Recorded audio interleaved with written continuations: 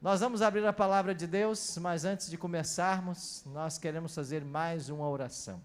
Se você puder, assim como você está, eu queria orar com você, pedindo uma bênção para o estudo. Amado Pai, louvado e exaltado seja o teu santo nome. Muito obrigado por morarmos, por vivermos num país onde existe liberdade religiosa, por podermos abrir nossos templos, nossas igrejas, adorarmos o teu nome e estudarmos a tua palavra sem impedimentos. Muito obrigado porque nessa noite o teu Espírito Santo nos trouxe a esse templo. Aqui estão teus filhos, tuas filhas, para juntos estudarmos o teu livro sagrado mais uma vez. E a nossa oração é que o bom e santo Espírito seja o nosso professor mais uma vez, abrindo nossa mente para a compreensão da tua palavra e o nosso coração para a aceitação da mesma. Aqui viemos, Senhor Deus, com nossos sonhos, com nossos desejos, com nossas frustrações, com nossos medos, com nossos anseios, e queremos nessa hora colocar tudo diante do teu altar, para que a tua vontade seja feita em nossa vida. Oramos em nome de Jesus. Amém. Muito bem, vamos então ao nosso primeiro tema desta série de quintas-feiras que estaremos juntos aqui, Esperança para o Mundo em Crise. E o primeiro tema, 2 poderes em conflito, como você já viu.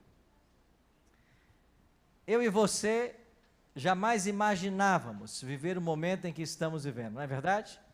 Quem aqui há 2, 3 anos atrás imaginou que nós passaríamos por uma crise de saúde mundial? Que o mundo enfrentaria uma pandemia? Quem imaginou isso? Pois essa pandemia trouxe um prejuízo que jamais será reparado. 6 milhões de vidas em nosso planeta. Se olharmos para o Brasil, 665 mil pessoas perderam suas vidas. E se olharmos para o nosso querido estado de Santa Catarina, mais de 21 mil pessoas foram sepultadas. Deixa eu fazer uma pergunta. Levante a mão nessa noite, quem nesse auditório perdeu alguém amado para a Covid-19? Levante sua mão. Você está vendo a realidade do mundo que a gente está vivendo? Quantas pessoas foram afetadas? Não bastasse essa crise sanitária, o mundo agora começa a viver uma crise bélica. A guerra da Rússia com a Ucrânia, onde civis, crianças, pessoas inocentes, nesse exato momento, estão perdendo suas vidas. Parece que as coisas estão fugindo ao controle. Aliado a tudo isso, vivemos uma época jamais imaginada de fake news, onde parece que a mentira torna-se verdade e a verdade torna-se mentira. Não bastasse isso, vivemos um clima hoje de grande corrupção, onde verbas públicas que são destinadas muitas vezes para salvar vidas são desviadas sem qualquer escrúpulo. Aqueles que estudaram um pouco de história, lembram-se de Heródoto, o pai da história. Inclusive foi ele quem inventou essa expressão, história. Ele é o criador do termo. E Heródoto, eu tenho em casa os 2 volumes que ele escreveu, e ele ensina que a história é cíclica, ou seja, de tempos em tempos os eventos se repetem. Numa linguagem mais moderna, chamaríamos isso de metanarrativas. As metanarrativas estão presentes no nosso cotidiano. O ciclo, ele acontece. E se formos para a Bíblia, nós vamos encontrar o homem mais sábio do mundo dizendo: não há nada novo debaixo do sol. As coisas se repetem.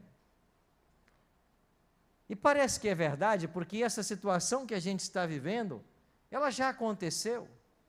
Essa crise que o mundo enfrenta por sentido, ela já aconteceu. E eu queria convidar você para nós viajarmos hoje na história e voltarmos 2.600 anos. Voltarmos lá para o tempo do profeta Daniel. Voltarmos para o período neobabilônico. Você sabe que existiram vários impérios que dominaram o mundo.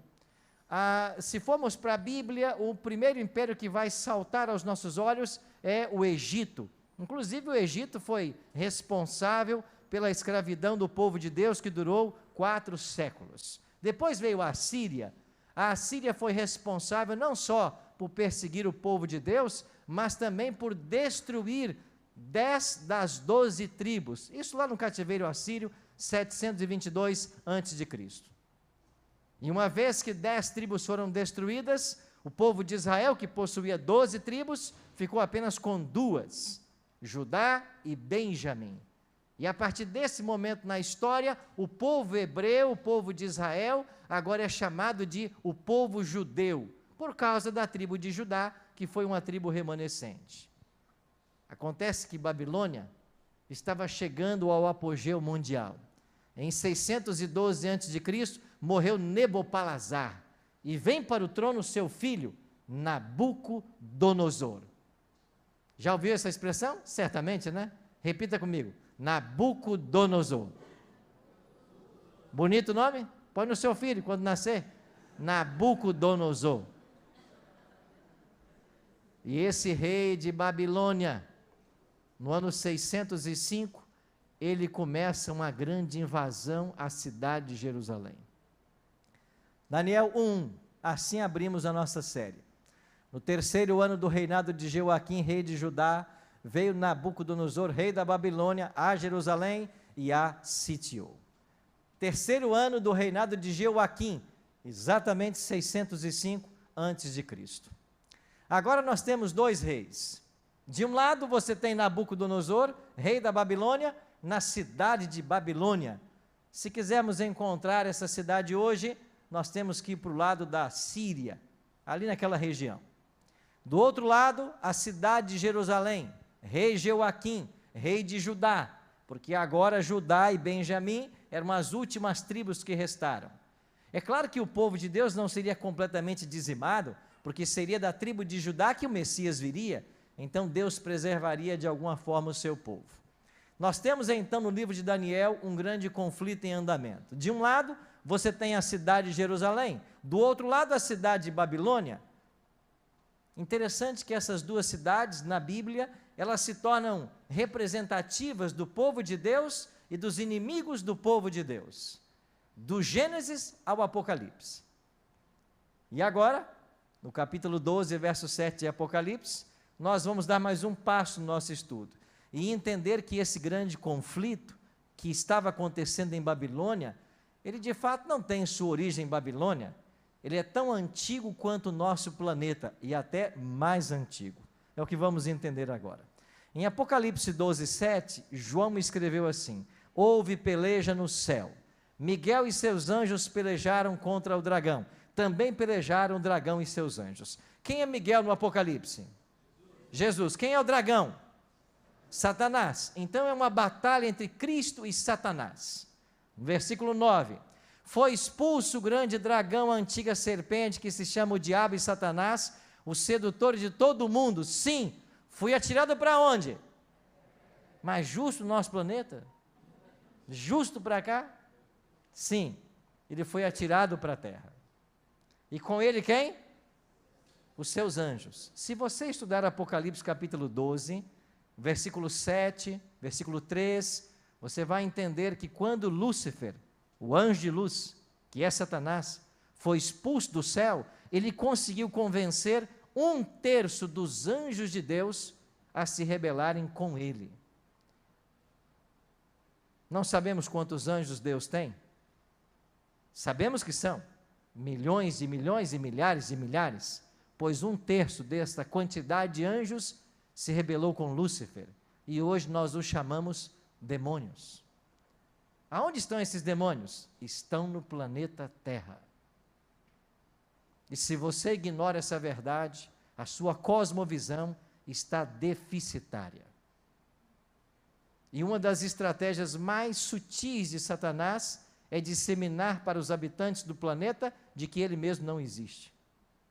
De que não existe um mundo espiritual. Do que o que existe é o palpável, o real, o agora. Não, não se engane. Eu e você habitamos num planeta que foi criado por um Deus, mas esse planeta saiu fora de controle. Por quê? Porque esse anjo que foi expulso do céu, porque o orgulho nasceu em seu coração, e os profetas Isaías e Ezequiel vão falar sobre isso, eles vão dizer que esse anjo foi expulso do céu porque ele quis estabelecer o seu trono acima do trono do Altíssimo. Olha o que diz Isaías: como caíste do céu, ó estrela da manhã. E Isaías também diz: tu dizias no teu coração, eu subirei ao céu, acima das estrelas de Deus exaltarei o meu trono, e no monte da congregação me assentarei, serei semelhante ao Altíssimo. Então, a criatura quis ser maior que o Criador. E aqui nós temos um flagrante contraste entre o caráter de Deus e o de Satanás. Porque enquanto Satanás quis ser maior do que Deus, quis estabelecer o seu trono acima do trono de Deus, Deus se fez homem e veio habitar entre nós. Enquanto o diabo quis subir, o Deus desceu, se fez um de nós. O João diz assim: o verbo se fez carne e habitou entre nós. Aí está o contraste entre o Criador e a criatura que se rebelou. Mas essa rebelião que começou no céu, que nasceu no coração de um ser criado mais perfeito, de forma inexplicável e ilógica, o pecado surge no céu. Satanás é expulso. O Apocalipse diz que ele vem para a terra, e aqui na terra ele vai tentar fazer vítima o primeiro casal que Deus havia criado, Adão e Eva. Então você conhece Gênesis 3. Aí está a história da queda da humanidade.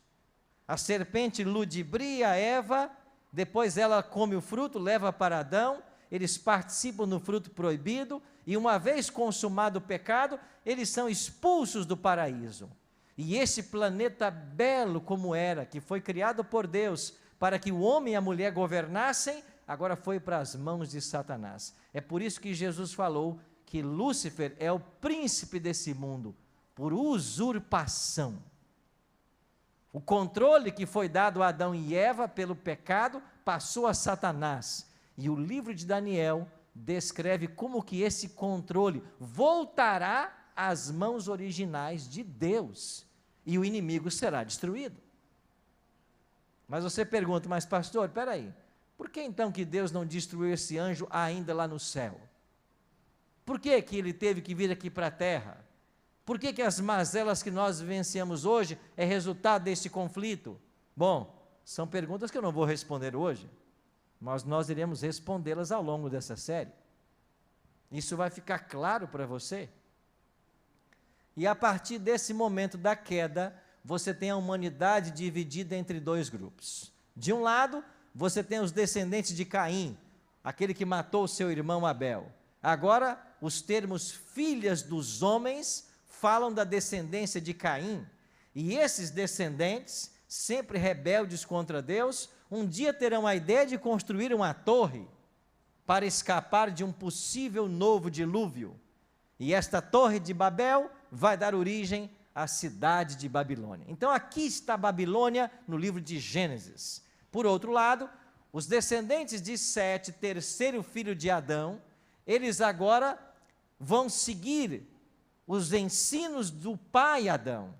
E nesta linhagem você tem o rei e sacerdote Melquisedeque. E ele é rei de Salém, e da palavra hebraica Salém vem Jerusalém. Então, do Gênesis ao Apocalipse, você tem Jerusalém e Babilônia, sede do povo de Deus, sede dos inimigos de Deus. E quando chegamos então ao livro de Daniel, parece que o mal está vencendo, porque Babilônia escraviza Jerusalém. E de acordo com o versículo 2 do capítulo 1 de Daniel, nessa escravidão, O Senhor foi quem entregou nas mãos a Jeoaquim e ao povo judeu, nas mãos do rei Nabucodonosor. Interessante que nada foge ao controle de Deus. E a Bíblia diz que foi Deus quem entregou-os para o cativeiro. Por quê? Porque Deus queria corrigir seu povo, Deus queria ensinar seu povo, Deus queria que eles abandonassem o pecado. E sabe que Deus muitas vezes faz o mesmo comigo e com você? Ele permite certas provas, Ele permite certas dificuldades, para a gente aprender também a olhar para cima. E para não achar que tudo que existe é apenas a vida que eu tenho, sem estar cônscio de uma realidade superior, de uma vida eterna que aguarda a todos nós. Por isso, meus amigos, a palavra de Deus diz que Deus entregou, Deus permitiu que isso acontecesse.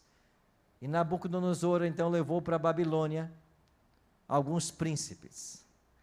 Hoje o mundo está conhecedor do Quarteto Fantástico. O que tem de fantástico nesse quarteto? É tudo uma ilusão do universo Marvel. Você quer conhecer o verdadeiro Quarteto Fantástico? Está aqui, ó. Daniel, Ananias, Misael e Azarias. Esse é o verdadeiro Quarteto Fantástico.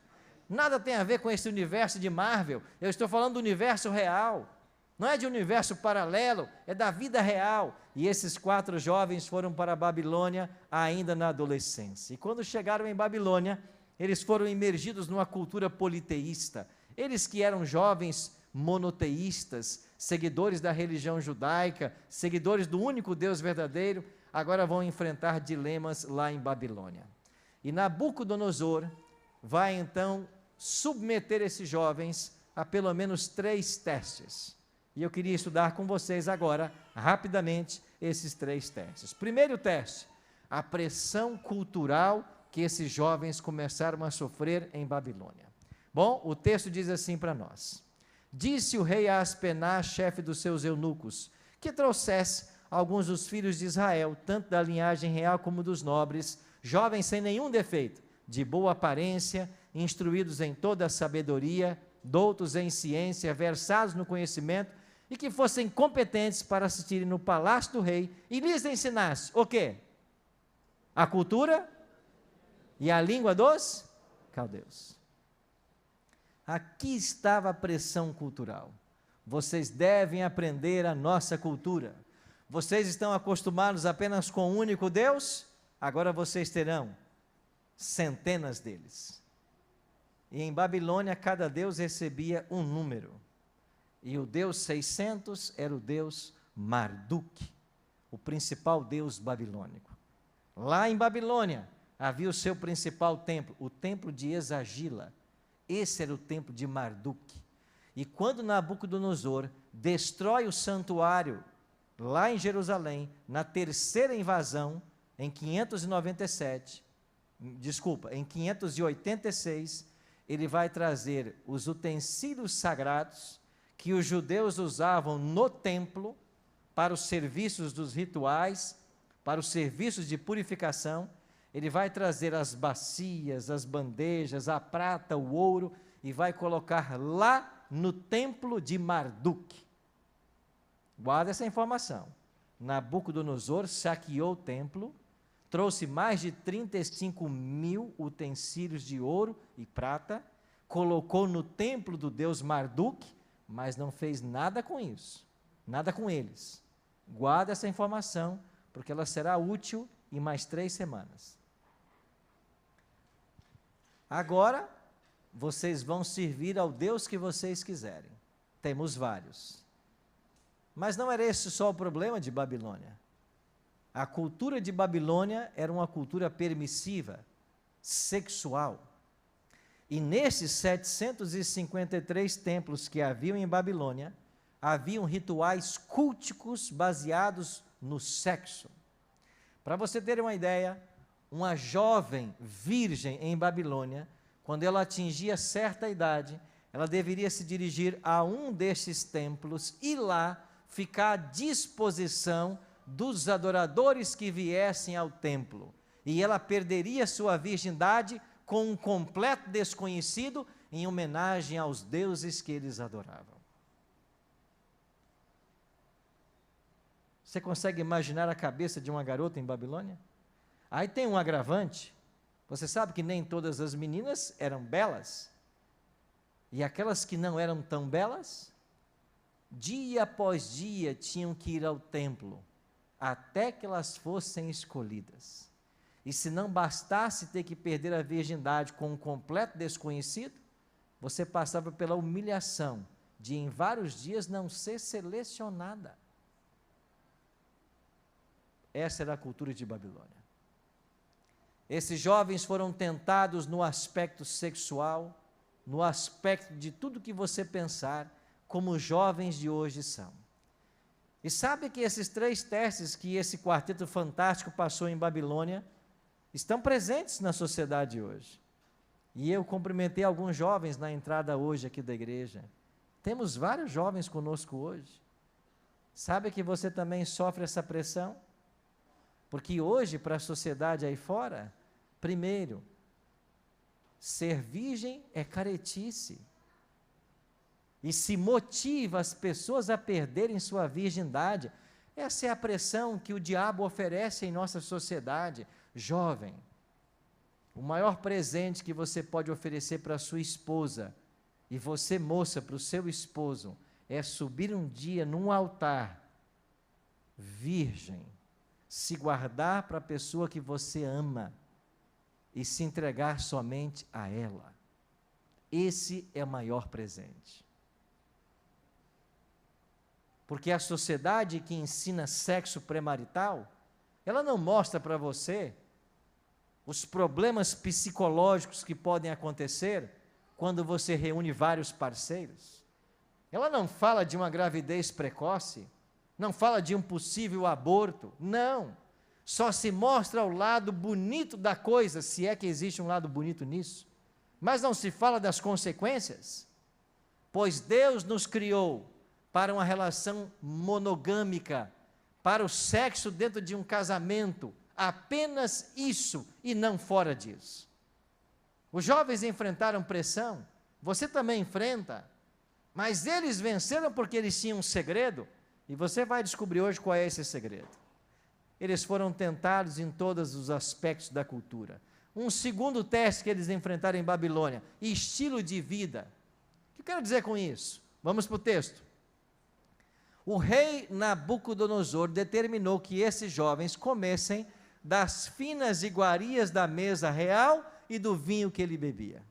Acontece que nesta mesa, chamada de finas iguarias, estavam todos os tipos de carnes de animais. Só que esse quarteto fantástico, Daniel, Ananias, Misael e Azarias, eles haviam crescido lendo a Torá, os livros de Moisés, e lá no 3º livro chamado Levítico, no capítulo 11, eles aprenderam que existe uma clara distinção entre animais que você pode comer e que você não pode comer. E estas leis de saúde ensinadas na Bíblia, elas estão vigentes hoje, ainda que alguém tenha ensinado diferente para você.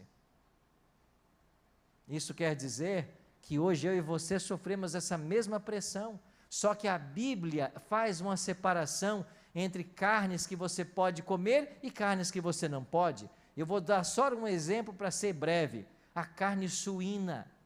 A Bíblia condena a carne suína. Mas pastor, é tão gostosa. Não estou falando disso. Não tem a ver com sabor. Tem a ver com algo que não serve para alimento, para ser ingerido. A Bíblia condena isso. E qualquer cientista sério vai falar das consequências da carne suína, do verme do porco, que uma vez contraído vai para o cérebro e mata você. Esses jovens sabiam disso. Esses jovens também não bebiam bebidas alcoólicas ou vinhos fermentados. Por que não? Porque eles haviam lido nos escritos dos profetas de que a gente não deve beber vinho nem bebida forte. Mas espera aí, pastor, o próprio Cristo não bebeu vinho? Ele não transformou água em vinho? Sim, só que quando você estuda a Bíblia um pouquinho mais profundo, tanto no Antigo quanto no Novo Testamento, você vai encontrar 3 vocábulos no hebraico e no grego, para determinar o vinho alcoólico e o não alcoólico, ou seja, o vinho fermentado e o não fermentado. Um exemplo, na língua grega, o vinho fermentado é oida e o suco de uva, oinos. Então, quando Jesus transforma a água em vinho, em João capítulo 3, o grego diz que Jesus fez oinos, o puro suco da uva. Quando ele bebe o vinho na ceia, em João capítulo 13, oinos, o puro suco da uva. E quando a Bíblia condena, oida, o vinho fermentado. E a terceira palavra é síquera, que pode ser os dois, e o contexto vai indicar qual é o melhor significado. Você entendeu? Mas pastor, tem até outros pastores ensinando que pode beber. Bom, você vai encontrar muito ensino por aí que não está na Bíblia. Agora cabe a todos nós mergulharmos cada vez mais nesse livro e entendermos o que é certo e o que é errado. Esses jovens não bebiam, mas a pressão hoje é para que você beba. Os comerciais o dia inteiro é para que você beba. Agora criaram um dia da bebida que é a sexta-feira, e quando todo mundo espera chegar a sexta para ir beber. Bom, eu vou contar uma história para você hoje, para você entender as consequências da bebida na vida de alguns, e você vai entender melhor esse assunto. Esses jovens entendiam que eles tinham que ter boa saúde para servir a Deus, e já dizia o antigo ditado, né? Mente sana, in corpore sano. Nós precisamos de uma mente sã, mas para isso, precisamos de um corpo são. Eu tive agora uns dias nos Estados Unidos, e li algumas pesquisas, e uma delas mostra a quantidade de americanos acima do peso. E isso gera várias doenças cardíacas, etc. O governo americano está preocupado, eles estão tomando iniciativas para tentar resolver o problema, mas o problema está na base. É um povo que vive de fast food, ou como se diz, né, junk food. É um povo que come porcaria o dia inteiro. E eu vou dizer para você uma coisa. Eu arrisco a dizer para você, que se você pegar um carrinho de supermercado, e entrar em qualquer supermercado de Florianópolis, e passear pelas gôndolas desse supermercado, 95% do que está ali, no supermercado, não presta para alimento. 95%. E quando você é criterioso naquilo que você come, e você quer buscar aquilo que de fato faz bem, você percebe que você tem que pagar às vezes caro pelo que faz bem. Mas aquilo que não presta, vende-se a preço de, não vou dizer banana, que banana está caro agora também, né? Mas você entendeu?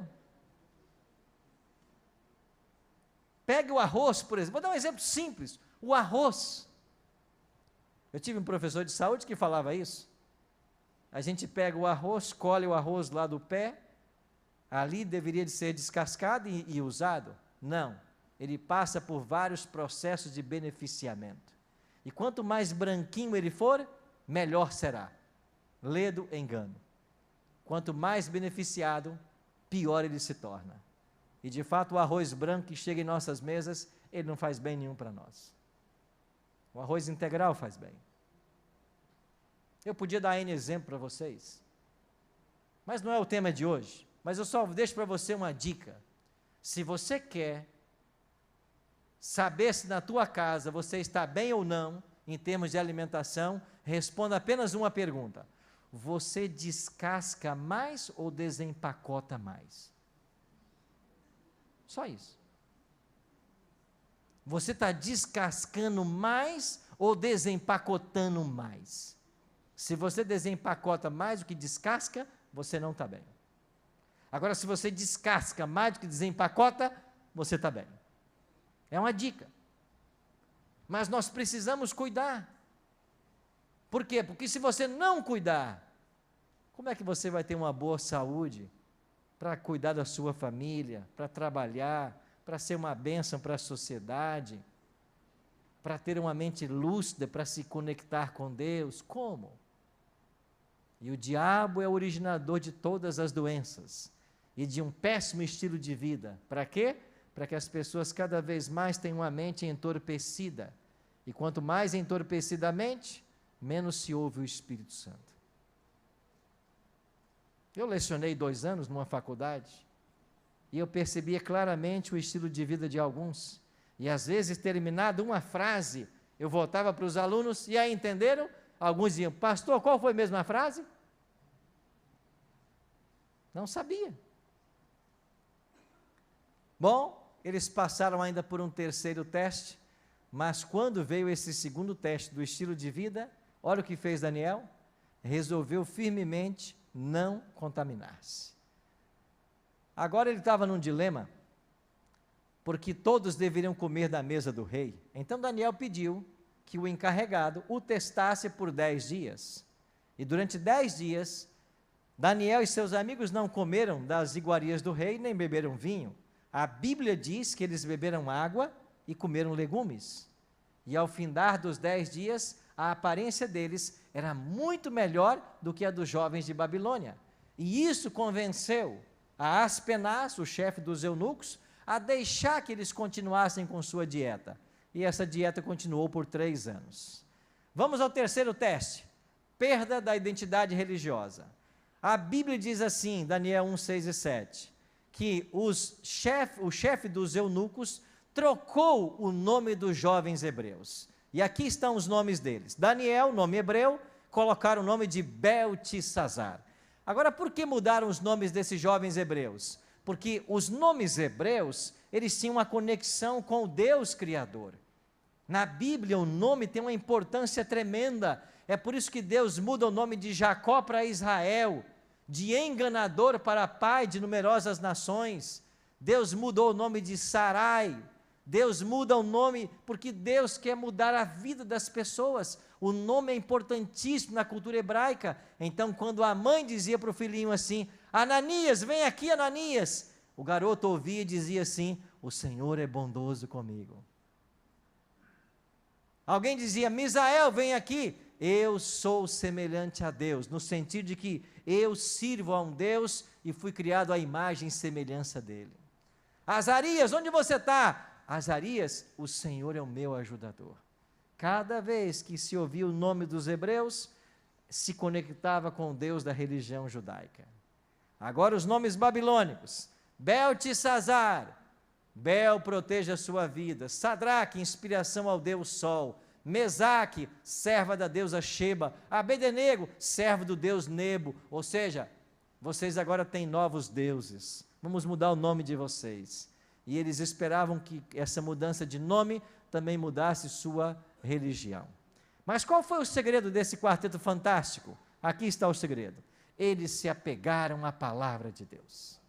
Esse foi o segredo. E você quer superar os desafios modernos? O segredo está aí. Nós temos que nos apegar a esse livro, porque esse livro fará toda a diferença. Deixa eu dizer uma coisa para você com todo o carinho que você merece. Certamente eu tenho aqui no auditório muitas pessoas que gastaram anos e anos da vida se especializando em algum tema. Talvez você estudou história, talvez você fez pedagogia, talvez você é um advogado, um médico. Você gastou anos e anos se especializando na área do conhecimento que você escolheu. Mas você pode ser pós-doutor em qualquer área do conhecimento humano. Se você não conhecer esse livro, você pode perder aquilo que Deus deu de mais precioso para o ser humano, que se chama a chance de vida eterna. Porque eu e você só temos 2 destinos, de acordo com esse livro. Ou um dia seremos salvos, ou um dia seremos destruídos. De que lado você quer estar? E todo ramo de conhecimento é importante. E você deve sim se especializar em alguma área, especialmente as áreas que são benéficas para a humanidade. Porque eu nunca vi hoje tanta profissão que pipoca por aí, que nenhum benefício traz para ninguém. Pelo contrário, muito prejuízo. Mas você deve procurar conhecer mais e mais desse livro. Por quê? Porque esse é o segredo para se vencer os grandes desafios. 3 anos depois, Nabucodonosor testou os 4 jovens, e sabe qual foi o resultado? Diz a Bíblia, em Daniel 1:20, de que eles foram encontrados 10 vezes mais doutos do que todos os magos que havia em Babilônia. 10 vezes. Imagine você os grandes cérebros que nós tivemos na história humana. Pense em Galileu Galilei, pense em Isaac Newton, Leonardo da Vinci, a sabedoria desses homens, o seu talento, pois esses jovens hebreus eram 10 vezes mais sábios que os sábios de Babilônia, e nós estamos falando de um povo que inventou o sistema sexagesimal, estamos falando de um povo que inventou ladrilho esmaltado, estamos falando de um povo que criou casas de comércio, precursores dos bancos modernos. Estamos falando de um povo que era especialista em matemática, de um povo que era especialista em astronomia. Mas esses grandes homens de Babilônia sabiam 10 vezes menos do que o Quarteto Fantástico. Por quê? Porque eles tinham a palavra.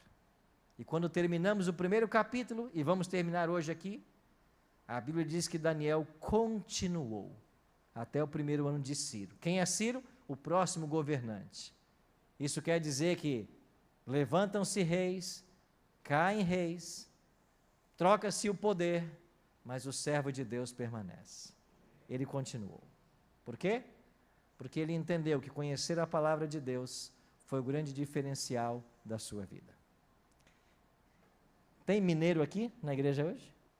Alguém de Minas Gerais? Você é? Mais alguém? Soltar um queijo aqui, eu vou descobrir na hora. Tem outro lá atrás, temos alguns. Eu nasci nessa cidade, lá em Minas Gerais, Aimorés. Conheceu lá, pastor Odisseu? Aimorés? Pastor Paulo, conhece a cidade? Perderam metade da vida de vocês, não conhecer Aimorés. Aí nessa cidade, meus pais tiveram 9 filhos. Aí está a renca, né? Seu José, Dona Adelaide, e aqui os 9 filhos. Eu sou o penúltimo ali com a camisa 100 ali. Nós somos uma família muito simples. Todos nascemos na mesma casa, com parteira. Alguém nasceu com parteira aqui? Entregou sua idade, né? 9 filhos, parteira. Ninguém foi para o hospital. A parteira ia lá e fazia o serviço e pronto. Meu avô tinha muitas terras. E meu pai e meus irmãos cultivavam nas terras de meu avô. Mas meu pai nunca teve cabeça.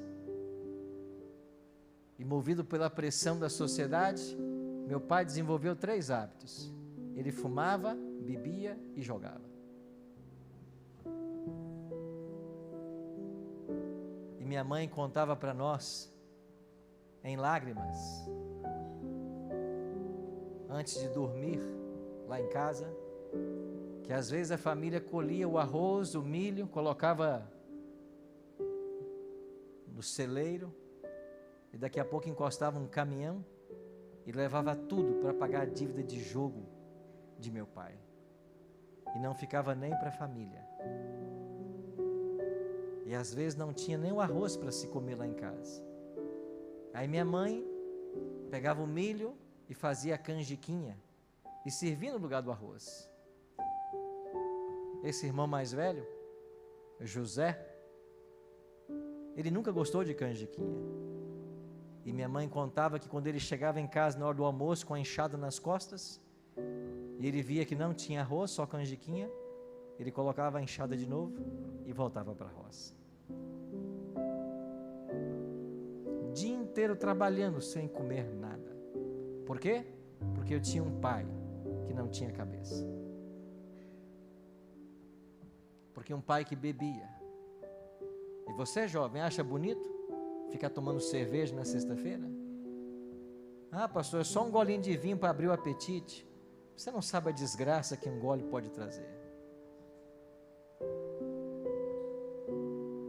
As lembranças que eu tenho da minha infância é de meu pai chegando em casa do trabalho, porque sempre foi trabalhador, só nunca acumulou nada por causa dos vícios, Mas quando ele nos abraçava, era aquele bafo de cachaça.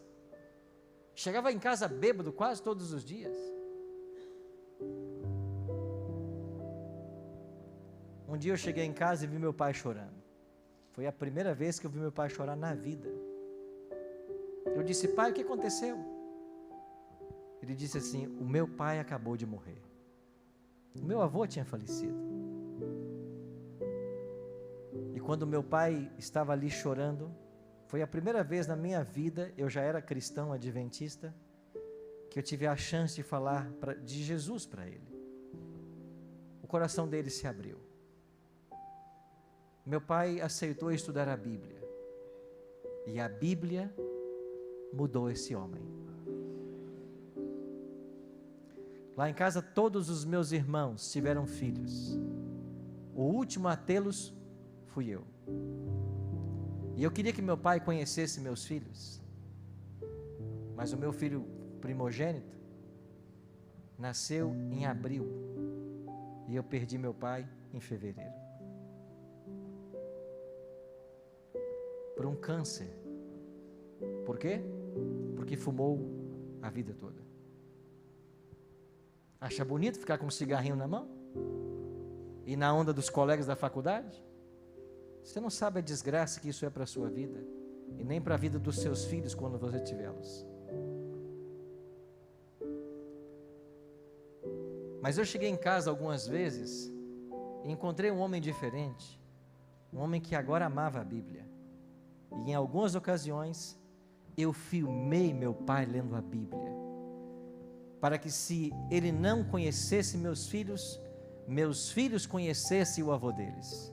Não como um cachaceiro chegando bêbado em casa, mas como um servo de Cristo. Acompanha 33 segundos da vida de meu pai. Pois, em primeiro lugar, o seu reino e a sua justiça, e todas as coisas vos serão acrescentadas. Porquanto não vos esquieteis como o dia de amanhã, pois amanhã estará os teus cuidados. Basta ao dia do seu próprio mal.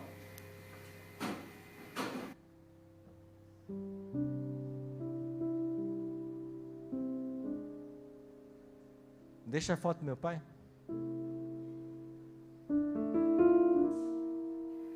E buscai, pois, em primeiro lugar, o seu reino. Pode dar um stop aí. Aí está bem, obrigado. Esse é o homem que meus filhos não conheceram. Deixou de fumar, beber, jogar, tornou-se um pai responsável. Passou a defender os filhos. Mas perdeu mais de 60 anos de sua vida. Por quê?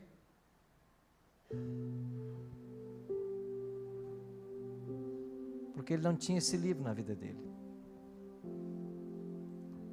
Eu tenho 3 filhos hoje. E a cena que eu quero que meus filhos gravem na memória, especialmente agora na infância, é do pai deles lendo esse livro, estudando esse livro. Porque isso faz toda a diferença. Você é nosso convidado aqui. Se você quiser ir embora dessa igreja hoje e não voltar em nenhuma quinta-feira mais, você pode. Você pode tocar a sua vida como você quiser. Mas se você escolher vir aqui às próximas 11 quintas-feiras, você vai começar a perceber que esse livro, ele é sobrenatural.